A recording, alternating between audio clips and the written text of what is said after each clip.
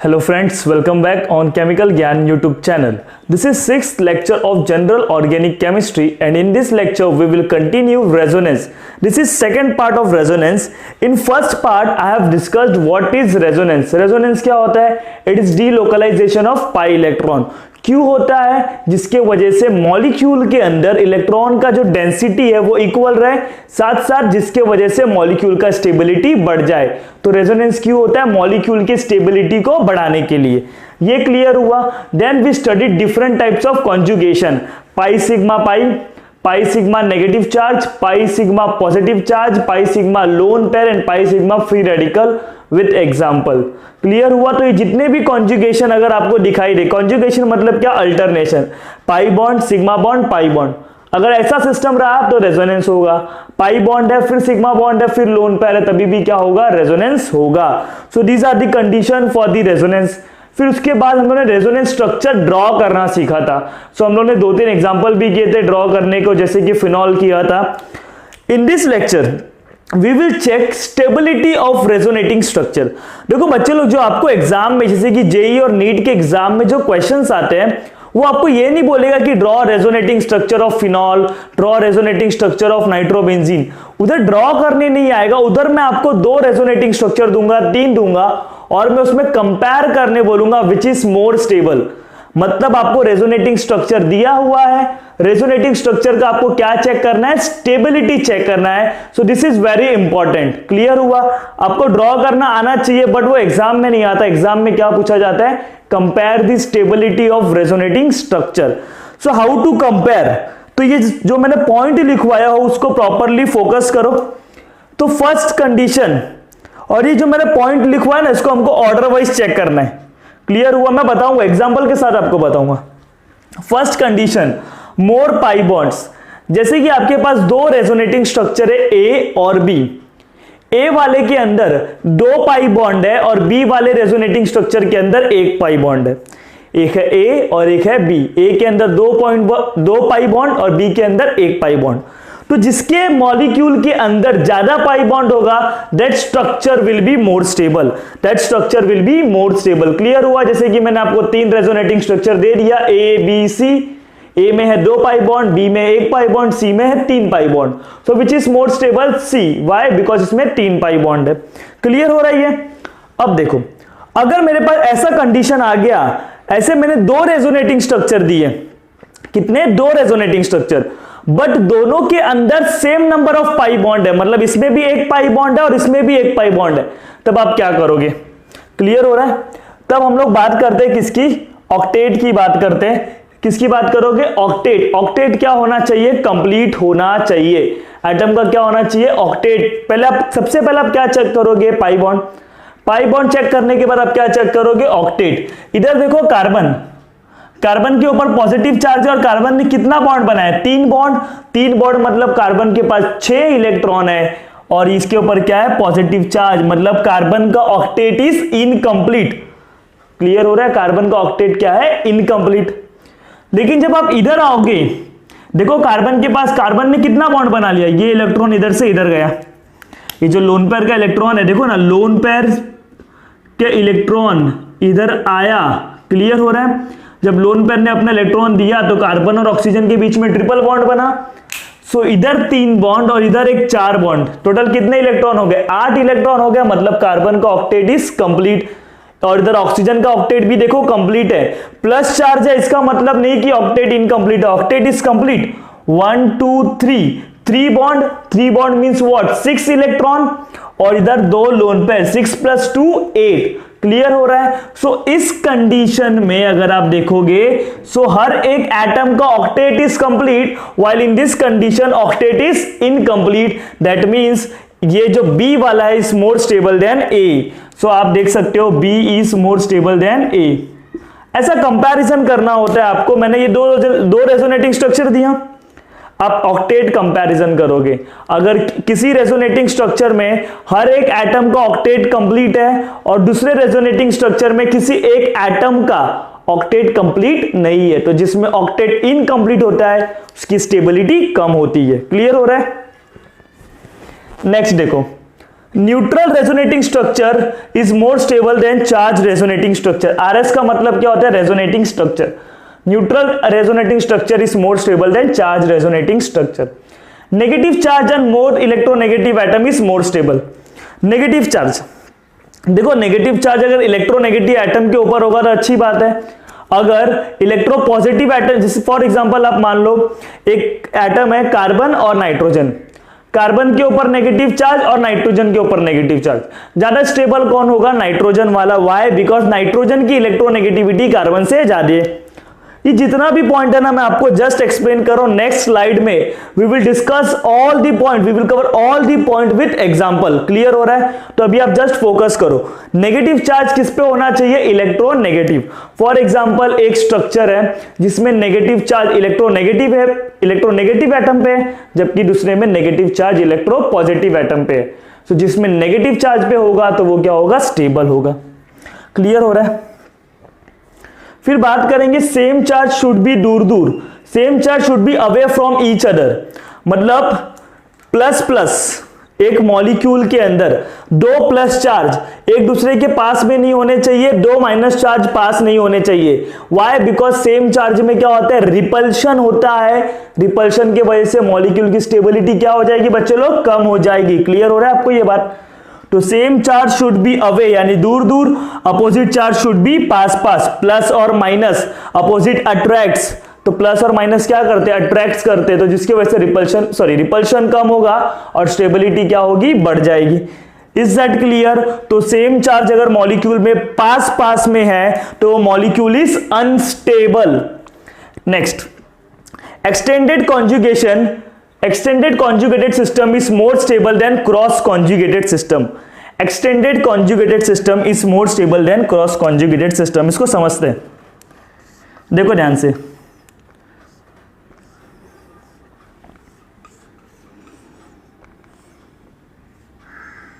इधर देखो, इसमें कितने कार्बन है?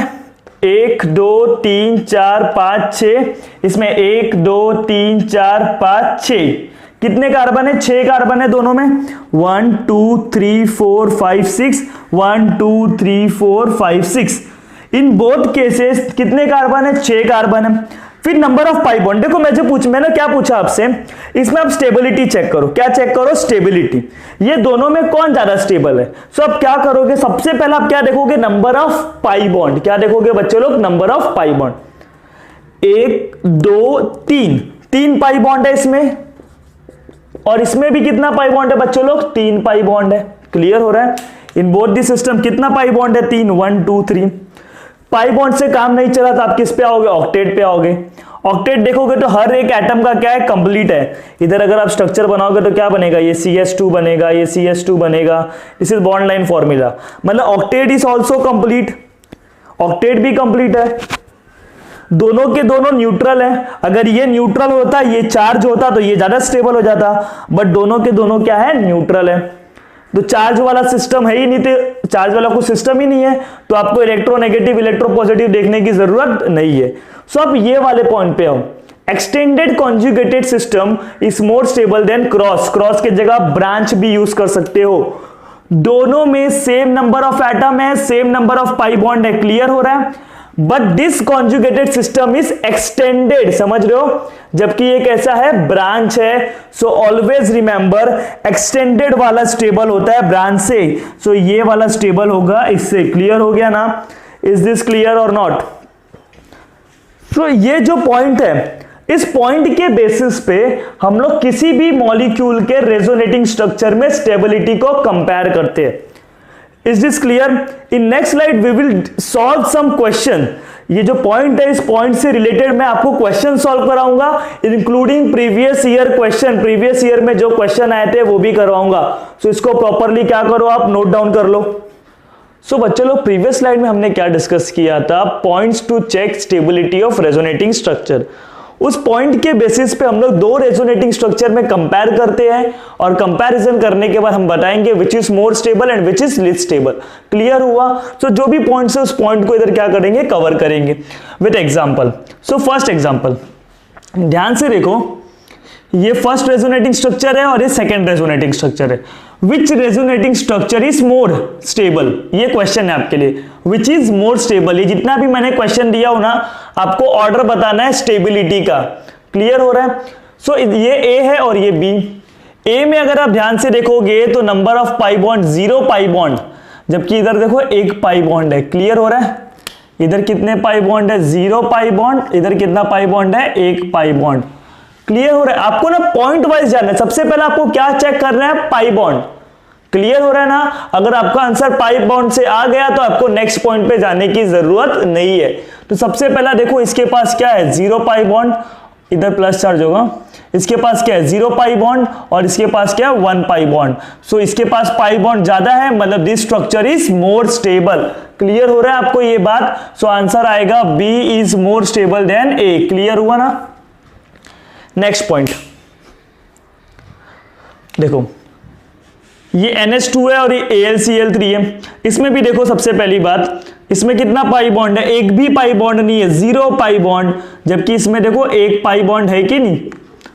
तो नंबर ऑफ पाई बॉन्ड ज्यादा रहेगा, मतलब उसकी स्टेबिलिटी भी क्या रहेगी? ज्यादा रहेगी। मतलब आपका B is more stable then A। Clear हुआ? अब इधर आते हैं।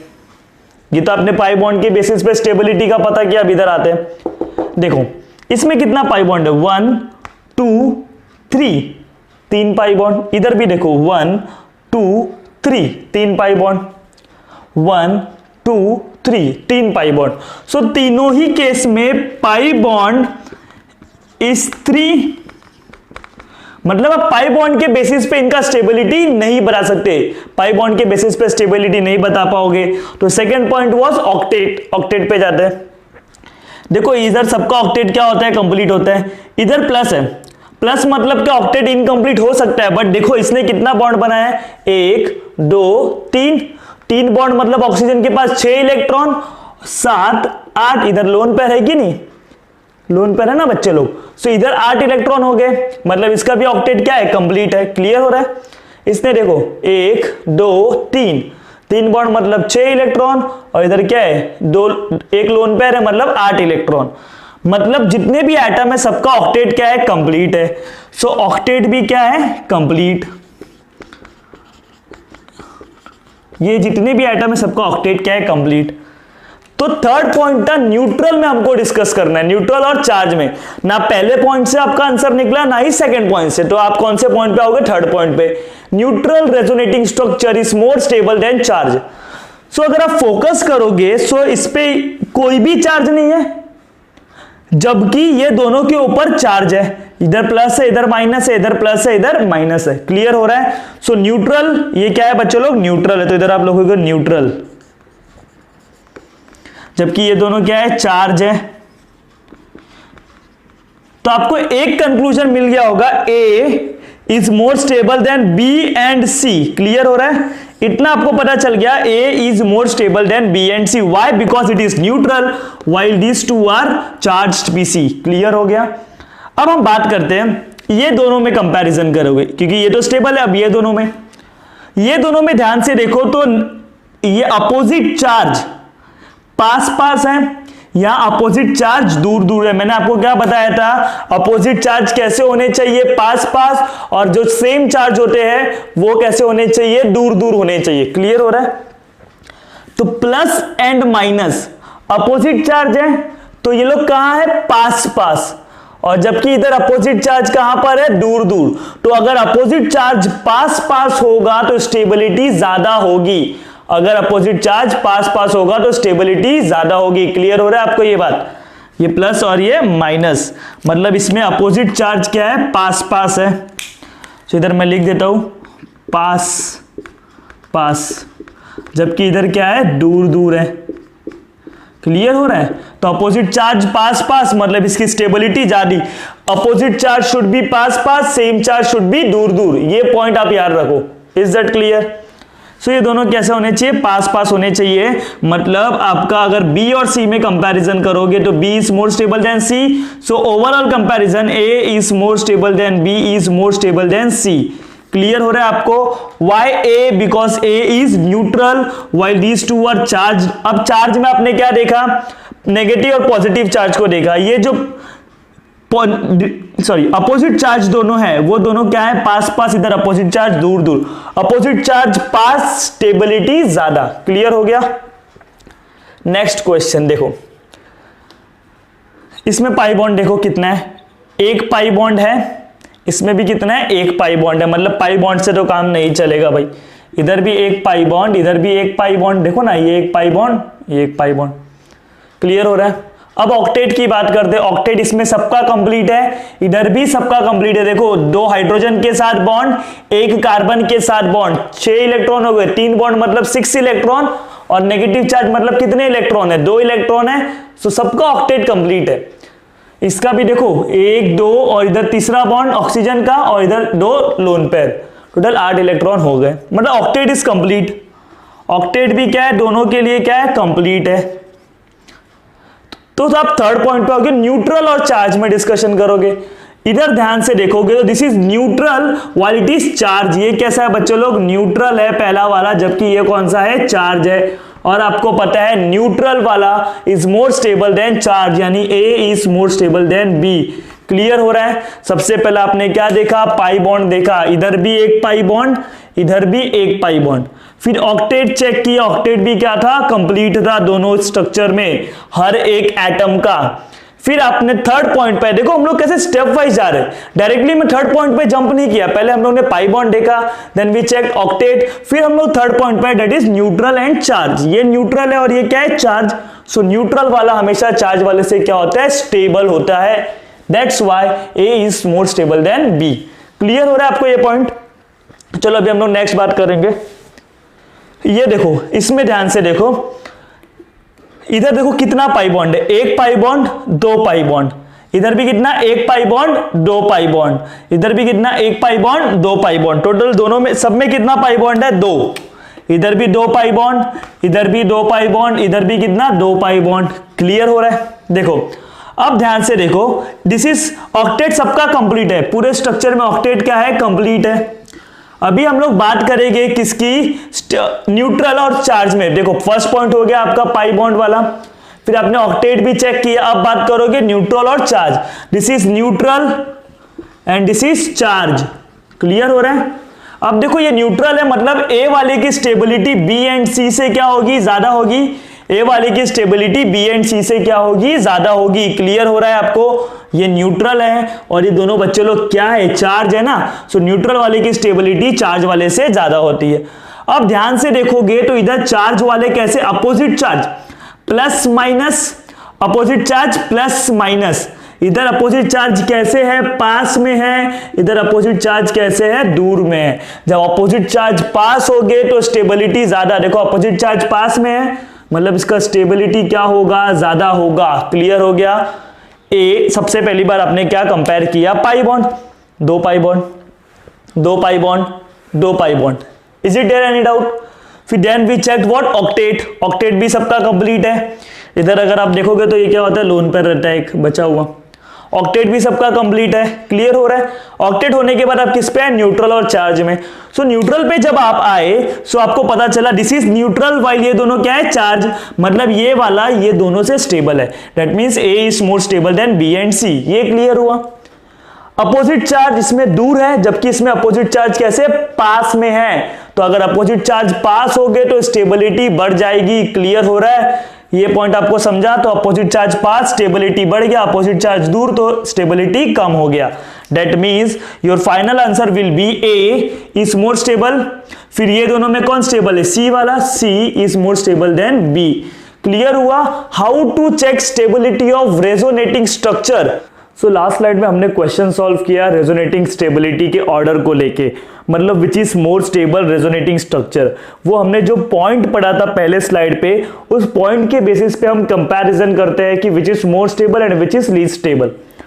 अब देखो, इधर हम क्वेश्चन सॉल्व करेंगे और भी, तो हमको इधर अभी क्या पहचानना? विच is least stable resonating structure. ये जितने भी कंपाउंड है, जैसे कि इसमें 3 1 2 3, विच इज लीस्ट स्टेबल, सबसे कम स्टेबिलिटी किसकी है? तो सबसे पहला आपको क्या चेक करना है? Number of pi bond. इसमें कितने पाई बॉन्ड है, देखो 1 2, इसमें 2 पाई बॉन्ड है, क्लियर हो रहा है। इसमें भी 1 2 2 पाई बॉन्ड है, इसमें 1 2 3 3 पाई बॉन्ड है। मतलब सी वाला लास्ट वाला इज मोर स्टेबल, बट आपको क्या पता करना है, लीस्ट स्टेबल। बट आपको क्या पता करना है, लीस्ट स्टेबल। क्लियर हुआ बच्चे लोग, आपको क्या पता करना है, least stable. So which is least stable, तो ये तो मोर स्टेबल हो गया, इसको जाने दो, इधर आ जाओ। जब आप इधर आए तो आपको दो अपोजिट चार्ज दिखा, plus minus plus minus. Opposite charge इधर क्या है, दूर है, इधर अपोजिट चार्ज क्या है, पास है। आपको मैंने बताया था अपोजिट चार्ज पास होगा तो स्टेबिलिटी बढ़ेगी, अपोजिट चार्ज दूर होगा तो स्टेबिलिटी क्या होगा बच्चों लोग, कम होगा। मतलब इसमें अपोजिट चार्ज दूर है, it is least stable. So answer आपका जो हो जाएगा A is least stable. Clear हो रहा है, which is least stable resonating structure, A why A, because इसके अंदर जो अपोजिट चार्ज है बोथ आर अवे, दूर दूर है। ये क्वेश्चन काफी इंटरेस्टिंग है, एम्स के पेपर में 2009 में आया था। पूछा है इसमें से लीस्ट स्टेबल रेजोनेटिंग स्ट्रक्चर कौन सा। अगर आप ध्यान लगाओगे तो आपको तुरंत आंसर आ जाएगा। Answer is C. आंसर क्या आएगा, ये वाला सी, दिस इज आंसर। वाई, मुझे बताओ नाइट्रोजन कितना बॉन्ड बना सकता है। Nitrogen can form only 4 bond. Nitrogen कितना बॉन्ड बना सकता है बच्चों लोग, केवल 4 बॉन्ड। बट इसने कितना बनाया, 1 2 3 4 5। इधर कितना बॉन्ड बनाया, 5 बॉन्ड ना। तो इधर आपका आंसर आएगा nitrogen can never form 5 bond. 5 bond वो नहीं बना सकता। क्लियर हो रहा है क्या, वो 5 बॉन्ड नहीं बना सकता, और इधर इसने बनाया है, मतलब this is what, least stable. Clear हो रहा है आपको, सी वाला answer is least stable. Why आपको दिखने से पता चल गया ना, नाइट्रोजन ने इधर 1 2 3 4 5 बॉन्ड बना लिया, मतलब उसकी स्टेबिलिटी सबसे कम है। नाइट्रोजन 5 बॉन्ड बना ही नहीं सकता। क्लियर हुआ। ये भी JEE IIT के पेपर में पूछा गया था, IIT JEE के पेपर में। ये चारों में से विच इज लीस्ट स्टेबल। सबसे पहला पाई बॉन्ड देखो, इधर कितना पाई बॉन्ड है, 2। सब ऊपर से देखते हैं कितना पाई बॉन्ड है बच्चों लोग, 2 पाई बॉन्ड है। सो लिख दो 2 पाई बॉन्ड। इधर भी 2 पाई बॉन्ड है, इधर भी 2 पाई बॉन्ड है, और इधर भी कितना है, 2 पाई बॉन्ड। फिर आप किसके ऊपर आते हो, ऑक्टेट के ऊपर आते हो। ऑक्टेट की बात करोगे तो ऑक्टेट भी देखोगे, अगर आप किसी में देखो, इधर जैसे कि ये कार्बन का इनकम्प्लीट है तो इसमें भी इस कार्बन का इनकम्प्लीट है। क्लियर हो रहा है, नाइट्रोजन का सब में क्या है, कंप्लीट है। ऑक्टेट से क्वेश्चन सॉल्व हो रहा है। फिर आप न्यूट्रल और चार्ज में अगर सबके ऊपर चार्ज है, दिख रहा है ना, सबके ऊपर चार्ज है, प्लस माइनस सबके ऊपर चार्ज है। चार्ज तो न्यूट्रल और चार्ज से भी सॉल्व नहीं हो रहा है। बट अगर आप देखोगे तो आपको मैंने चार्ज में बताया था, जो सेम जो चार्ज है, जो सेम चार्ज शुड बी दूर दूर, और जो अपोजिट चार्ज है शुड बी पास पास। तो सेम चार्ज, जैसे कि 2 पॉजिटिव दूर होना चाहिए, क्यों दूर होना चाहिए, अगर पास होगा ये भी पॉजिटिव ये भी पॉजिटिव तो क्या होगा, रिपल्शन, मॉलिक्यूल की स्टेबिलिटी कम हो जाएगी। क्लियर हो रहा है, तो सेम चार्ज शुड बी दूर दूर, अपोजिट चार्ज शुड बी पास पास। तो इधर ध्यान से देखोगे फर्स्ट स्ट्रक्चर में, इधर भी पॉजिटिव इधर भी पॉजिटिव, दोनों सेम चार्ज एक दूसरे के क्या है, एकदम क्लोज में है, पास में। अगर सेम चार्ज पास में होगा तो स्टेबिलिटी घटेगी, स्टेबिलिटी कम होगी। सो इधर आप लोग लिख सकते हो सेम चार्ज है ना पॉजिटिव, कहां पर है बच्चे लोग, पास में। That's why it is least stable. ये कैसा हो जाएगा, लीस्ट स्टेबल हो जाएगा। सो आंसर आपका आएगा ए। क्लियर हुआ कैसे आपको रेजोनेटिंग स्ट्रक्चर के ऊपर क्वेश्चंस पूछते हैं, कंपैरिजन करना। रेजोनेटिंग स्ट्रक्चर ड्रॉ करने को नहीं पूछेगी, आपको क्या पूछेगी, कंपैरिजन करने के लिए। क्लियर हो रहा है, इसको कॉपी करो प्रॉपरली। किया कॉपी।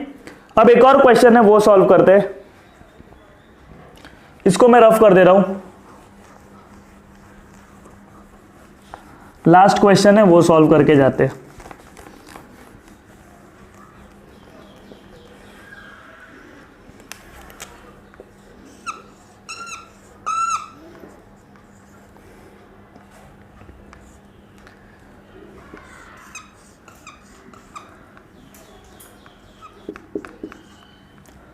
चलो ये ए और बी, ये दोनों स्ट्रक्चर में विच इज लीस्ट स्टेबल या तो which is more stable, which is more stable A और बी में, ये पता करना है।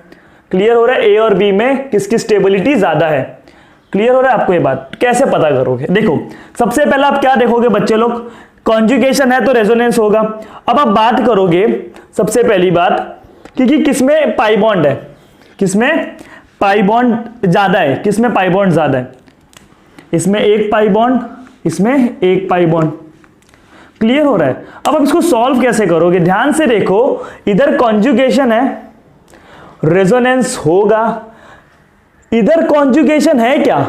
नहीं है बच्चों लोग। Pi sigma sigma sigma, there is no conjugation. इधर देखो, this is pi sigma plus charge, pi sigma sigma sigma फिर प्लस चार्ज, मतलब इधर क्या है? कॉन्जुगेशन है। क्लियर हो रहा है? इधर क्या है? कॉन्जुगेशन नहीं है। कॉन्जुगेशन है मतलब इधर क्या होगा? रेजोनेंस होगा। तो रेजोनेंस क्या होगा? होगा इधर, और इधर रेजोनेंस क्या होगा बच्चे लोग? नहीं होगा। रेजोनेंस होगा तो इसकी स्टेबिलिटी क्या होगी? बढ़ जाएगी, जबकि इसकी स्टेबिलिटी क्या होगी? कम होगी। क्लियर हो रहा है? Are you all getting this? सबसे पहला कॉन्जुगेशन भी तो देखो कि रेजोनेंस होगा कि नहीं तो हम लगा देते कोई दूसरा तरीका। पहले देखो रेजोनेंस होगा कि नहीं। तो रेजोनेंस के लिए क्या होना चाहिए? कॉन्जुगेशन। इधर कॉन्जुगेशन था बट इधर कॉन्जुगेशन नहीं है। क्लियर हो रहा है? कॉन्जुगेशन नहीं है तो इधर रेजोनेंस नहीं होगा। रेजोनेंस नहीं होगा, इसकी स्टेबिलिटी कम, इसकी स्टेबिलिटी ज्यादा। Are you all getting this? Clear हो रहा है? तो how to solve question on the stability of resonating structure, is it there any doubt? So आज के लेक्चर में जितने भी चीज हमने किए, जितने भी क्वेश्चन सॉल्व किए, those questions are very important. ऐसे ही टाइप के क्वेश्चन बच्चों लोग आप घर पे प्रैक्टिस करो, और आपको कोई भी डाउट होगा इस टाइप के क्वेश्चन से रिलेटेड उसे कमेंट सेक्शन में बताओ। In next lecture we will start mesomeric effect. Till then, bye, take care and thank you so much for watching this video.